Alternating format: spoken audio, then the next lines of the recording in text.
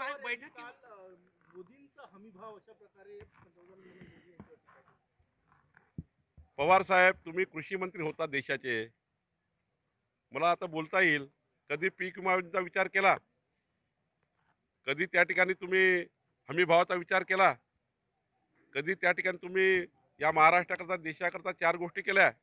कशाला बोलायला लावता आम्हाला? तुम्ही आता तुमची आता परिस्थिती अशी झाली आहे, तुम्हाला बारामतीच्या बाहेर निघता येत नाही आहे.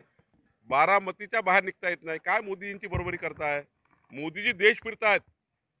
मोदीजी देशातला कानाकोपरा फिरतायत.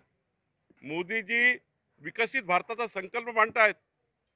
मोदीजींनी मागच्या 14-19 मध्ये दिलेला मॅनिफेस्टो पूर्ण केला, जाहीरनामा पूर्ण केला. घेतलेलं एक एक मत कर्ज म्हणून घेतलं आणि आता व्याजासहित परत करण्याचा प्रयत्न मोदीजी करतायत. आणि तुम्ही तर एका घरात अटकले आहे, एका परिवारात अटकलेले आहेत, तुम्ही एका मतदारसंघात अटकलेले आहेत. त्यामुळे मला आता जास्त टीकाटिप्पणी करायची नाही आहे.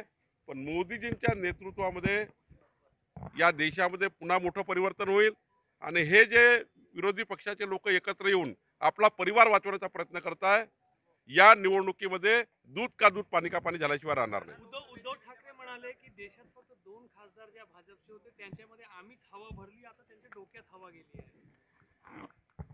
मला उद्धवजीवर हसू येत आहे. कशाला बोलता, कुणाशी बोलता? कुठं सूर्य, कुठं तुम्ही, कुठं मोदीजी, कुठं तुम्ही? काय वाचाळपणा आहे? खरं तर आत्मपरीक्षण केलं पाहिजे उद्धवजी.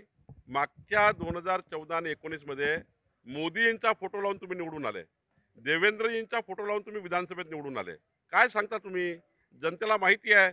बघा ना, आता 2018 खासदार तुमचे निवडून आले मोदींचा फोटो लावून. आता 18 खासदार निवडून आणा. उद्धव ठाकरेला माझा चॅलेंज आहे. तुम्ही 18 खासदार मागच्या वेळी निवडून आले, मोदींचा फोटो लावून निवडून आले. आता तुम्ही 18 खासदार निवडून दाखवा. तुमचे वारे नारे जनता लावल्याशिवाय राहणार नाही, कारण जनता ही मोदीजी सोबत आहे.